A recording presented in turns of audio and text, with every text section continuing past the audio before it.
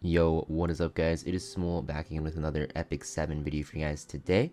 And today we're going to be talking about if you guys should be pulling for the next Mystic rotation, if any of the units are good, and which one is the best of the three that are featured. If you guys aren't familiar with the new Mystic system, you can actually choose one of these heroes here. As you can see, I can always switch back and forth, and the pity will always carry over. They're just doing this so that you can actually catch up on the units that you missed out on, because otherwise you'd have to wait 3 weeks for every single ML unit, and that takes forever. And they're trying to cut down on that leeway time because there's just so many ML5s in the game now that they need to actually, make sure that they can actually release all these units again so people can pull for them. So that being said, current rotation, guys, honestly not that great. If you guys want to see more detailed information on that, check out my last video talking about the old Mystic rotation. But now we're going to talk about the new Mystic rotation that's coming in about 4 days from now.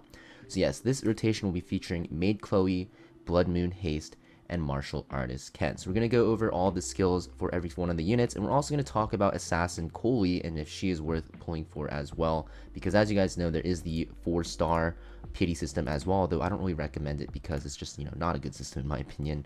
But yeah, getting started, let's talk about Blood Moon Haste.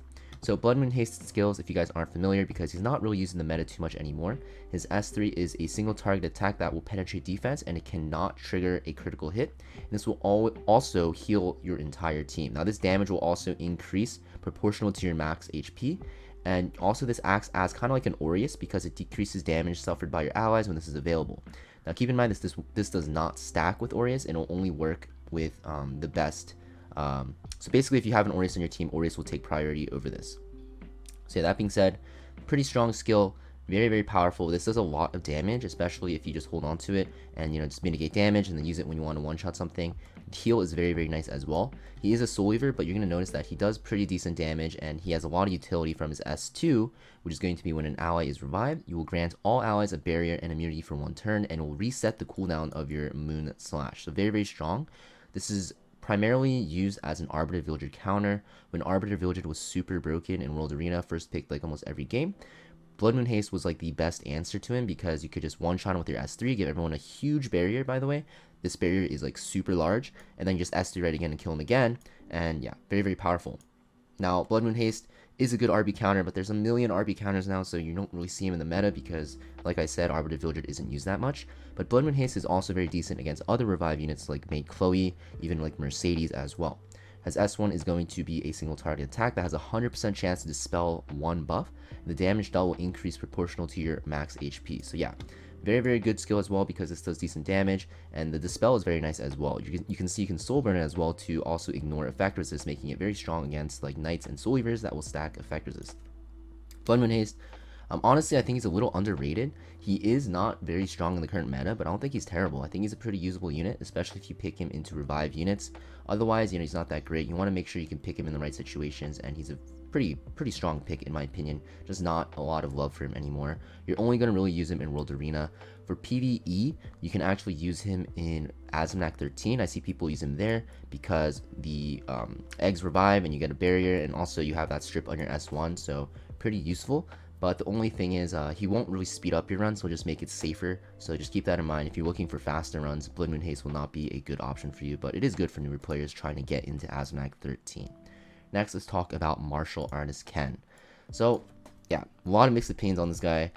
Everyone thinks that the buffs that he got were actually a nerf, but technically they were still buffs because, at the high end of gearing, you'll actually, benefit a lot from the buffs. Basically, what got changed is he became like an effect resist user.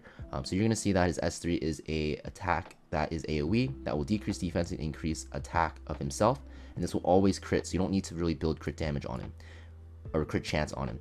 Next, we have his S2, which was changed, so he has increased effect resist, and he has a 30% chance to counterattack when attacked and 100% chance to counterattack when he is crit. Now the counterattack does always crit, so you don't really need to stack crit chance on him, like I said, and this will do more damage the lower he is. And when Coming of Oster, which is his S3, is available, he will also increase his CR. Now, his S1 is a single target attack that has a chance to decrease attack, and by Mologoring this or skill enhancing this, you'll see that it also will increase the damage of his S2, which is pretty nice. So yeah, this unit requires a lot of crazy gear. He needs every single stat in the game besides crit chance and I guess effectiveness. So it makes it very hard to gear him because you want effect resist because, yeah, you don't want him to get CC'd.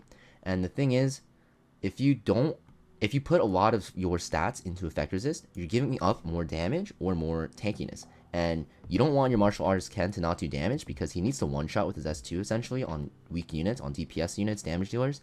And you don't want him to be squishy because then you can just one-shot him, right? So very hard to gear and you're not going to really use him that much. But honestly, I've seen some crazy ML Kens out there and he looks super fun to use. It's just like really hard to pull him out. I think in PvE, not that great, guys. He was good as like a dog walker or adventure mode farmer like a long time ago, but not really used anymore.